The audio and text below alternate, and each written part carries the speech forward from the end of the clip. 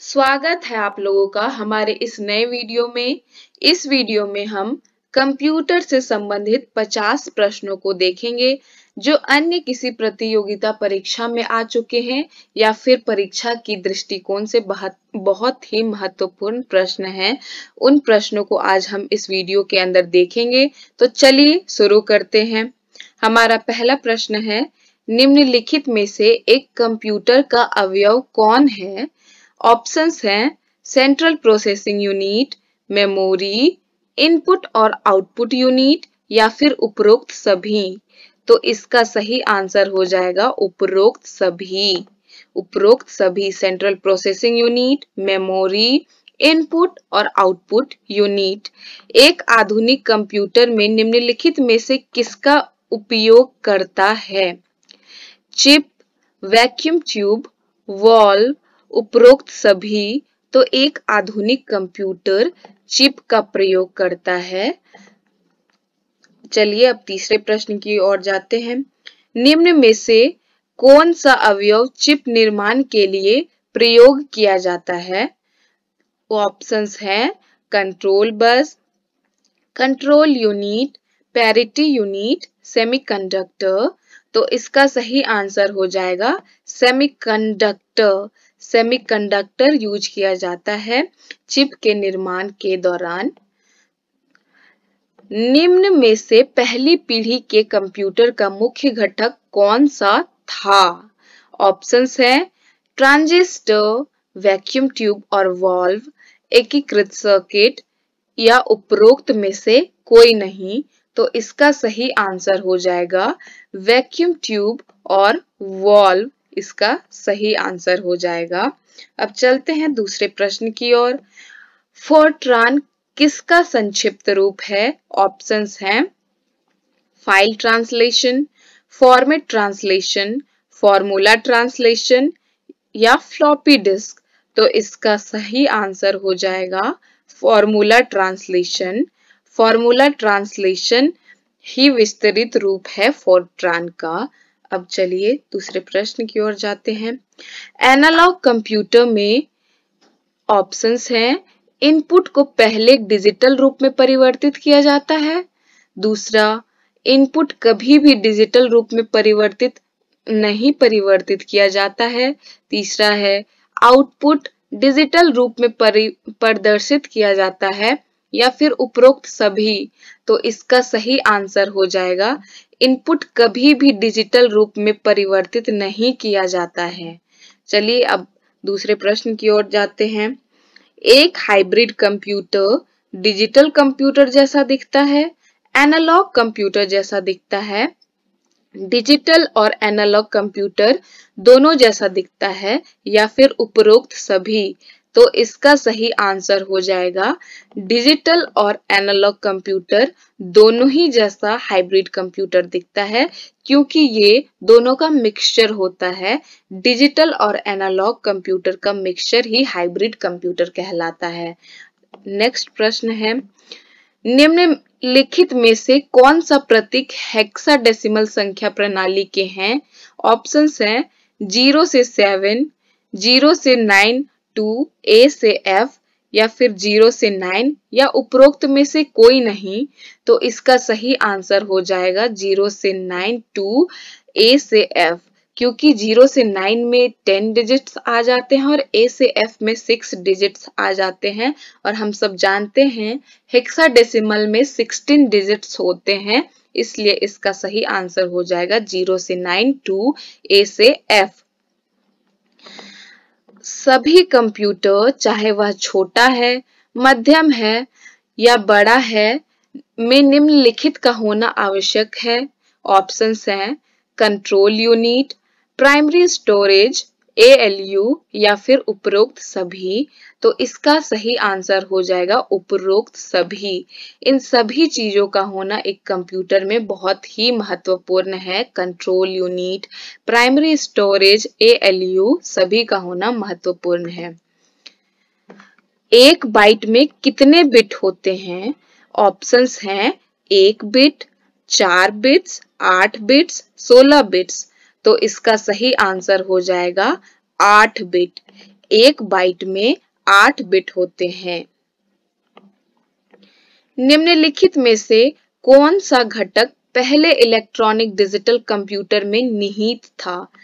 यहाँ पे पहले डिजिटल कंप्यूटर के बारे में बोला जा रहा है, ना कि पहले कंप्यूटर। तो ऑप्शंस देखते हैं, वैक्यूम ट्यूब, ट्रांजिस्टर, सेमीकंडक्टर या फिर कोई नहीं। तो इसका आंसर हो जाएगा सेमीकंडक्टर। सेमीकंडक्टर था जो पहले इलेक्ट्रॉनिक डिजिटल कंप्यूटर में निहित था। अब अगला प्रश्न है, कंप्यूटर प्रोग्राम का ऐसा समूह जो सॉफ्टवेयर और हार्डवेयर का प्रबंधन करता है उसे क्या कहते हैं? तो उसे हम ऑपरेटिंग सिस्टम कहते हैं। ये इन दोनों के बीच कार्यों को करने में हेल्प करता है, एक दूसरे से इंटरैक्ट करवाने में हेल्प करता है ऑपरेटिंग सिस्टम। नेक्स्ट प्रश्न है, एक सॉफ्टवेयर जो किसी प्रोग्राम की असेंबली भाषा में परिवर्तित कर देता है तो वो क्या कहलाता है? Compiler, assembler, interpreter, loader. तो इसका सही आंसर हो जाएगा असेंबलर। असेंबली भाषा को अन्य किसी प्रोग्राम में परिवर्तित कर देता है असेंबलर, उसे असेंबलर कहते हैं। निम्नलिखित में से किसको पहली पीढ़ी के कंप्यूटर से संबंधित कहा जा सकता है?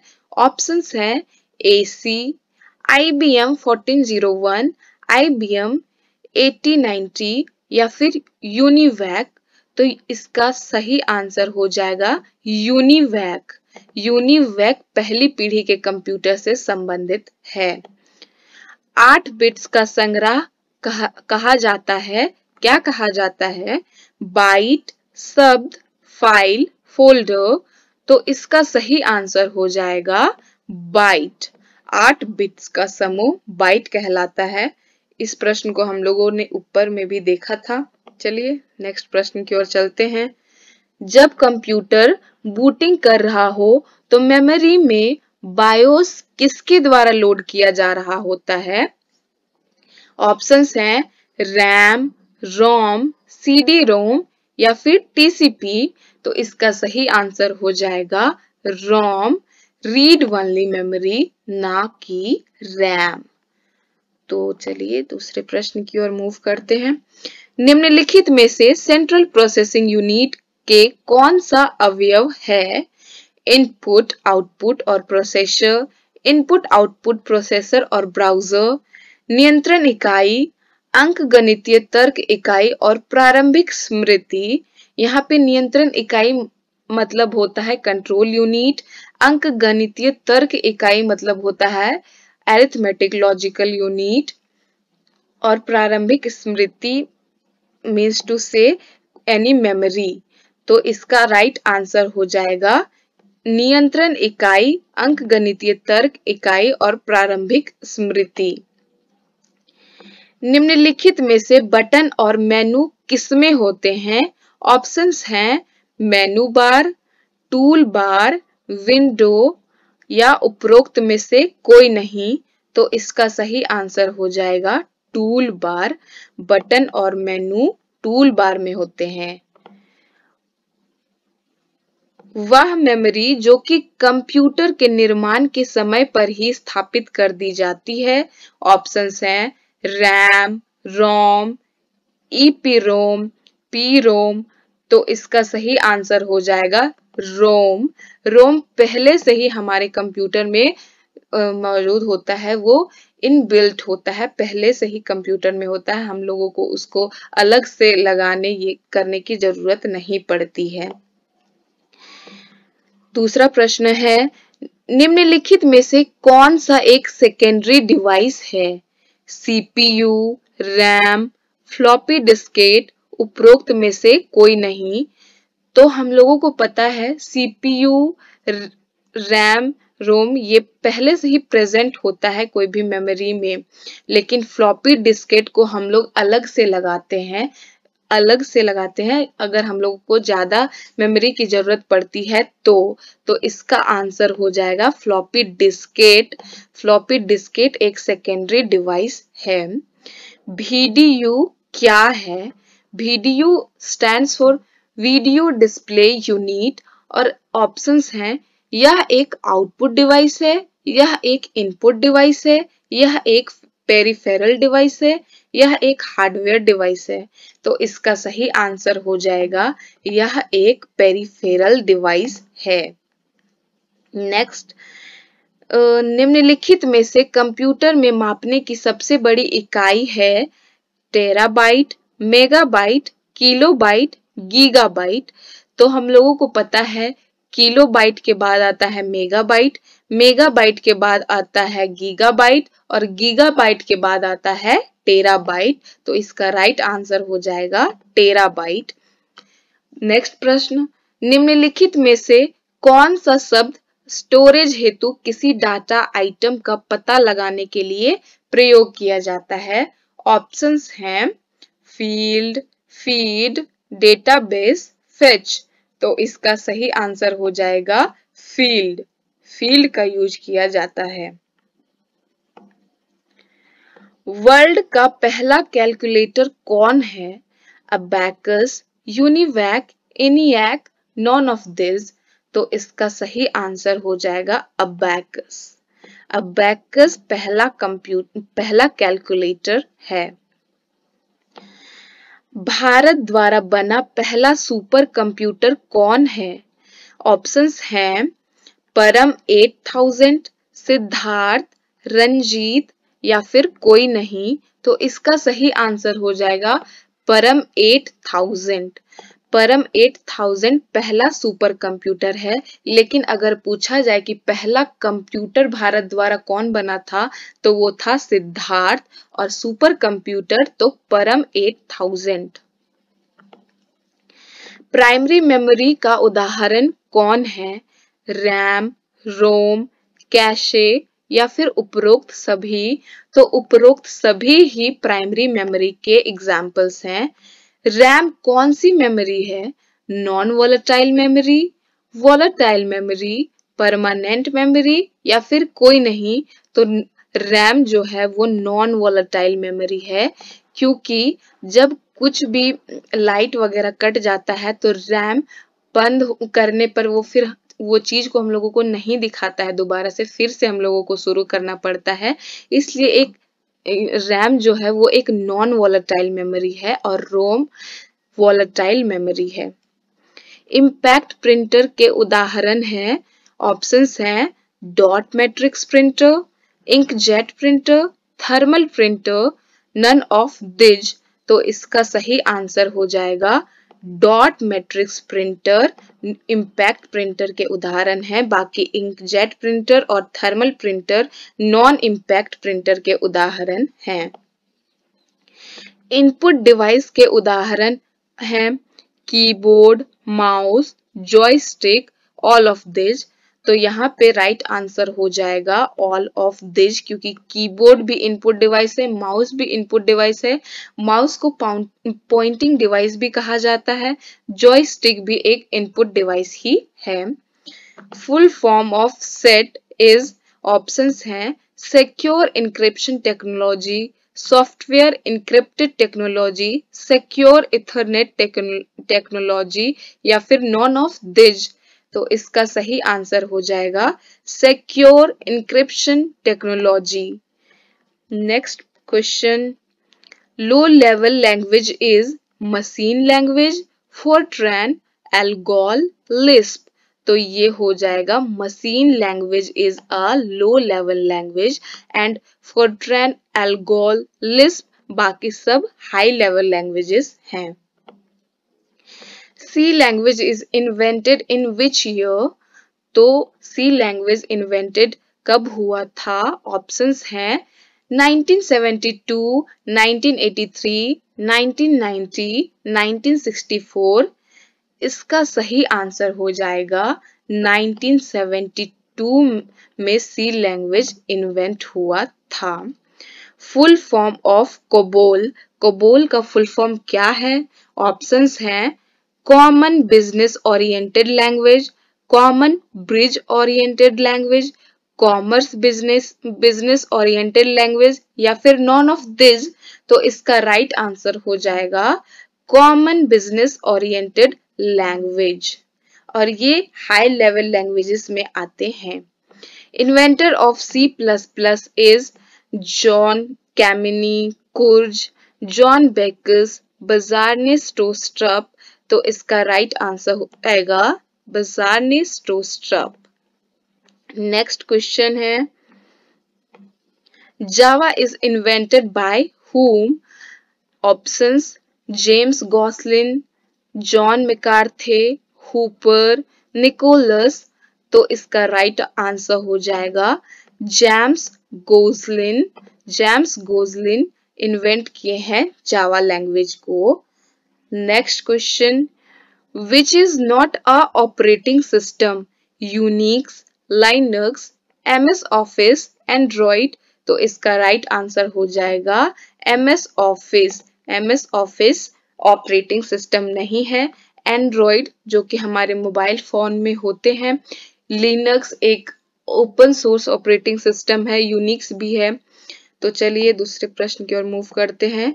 File extension of MS Word is, options हैं .docx, .xlx, .pptx या फिर नॉन ऑफ दिस, तो इसका राइट आंसर हो जाएगा .docx।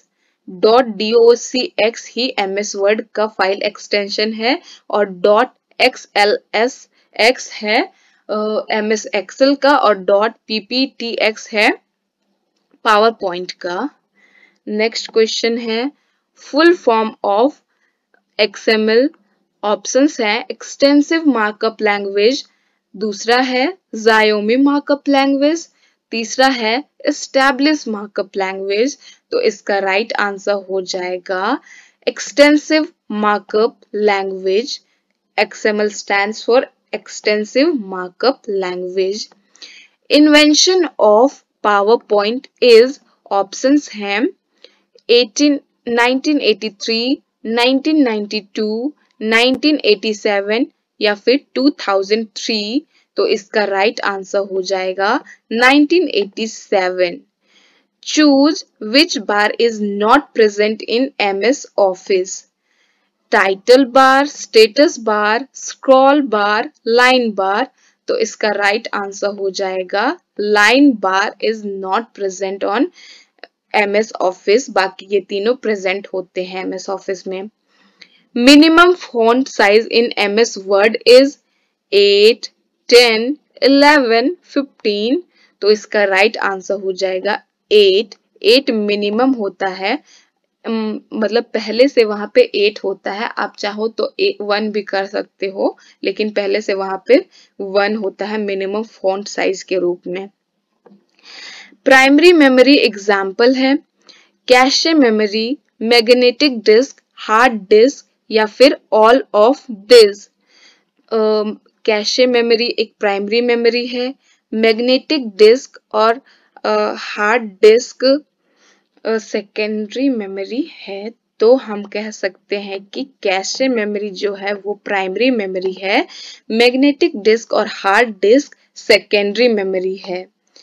World's first supercomputer, options Cray one, Facta, Harvard Mark 1 या फिर नॉन ऑफ दिस, तो इसका राइट आंसर हो जाएगा Cray one world's first supercomputer है। Next, second generation computer language is machine, query, assembly, Fortran, तो यहाँ पे राइट आंसर हो जाएगा assembly language is second generation computer language and machine language is first generation computer language and Fortran query it's high level languages, means to say after third generation languages. Founder of AI is John McCarthy, John Dennis, John Gutenberg, none of this, तो इसका right answer हो जाएगा John McCarthy is founder of AI artificial intelligence. Used in current generation computer chip is VLSI, very large size integrated. Full form of MICR is options हैं magnetic ink character reader, manage ink character read, magnetic ink jet character reader या फिर none of this. तो इसका right answer हो जाएगा magnetic ink character reader. यहीं पे सारे प्रश्न समाप्त होते हैं। अगर आपको हमारा यह वीडियो पसंद आया तो लाइक करें, सब्सक्राइब करें, शेयर करें, अपने दोस्तों के साथ शेयर करें और सपोर्ट करें हमारे इस चैनल को। और अगर आप हमारे इस चैनल को सपोर्ट करेंगे तो मैं और भी ऐसे वीडियो लाती रहूंगी। Thanks for watching.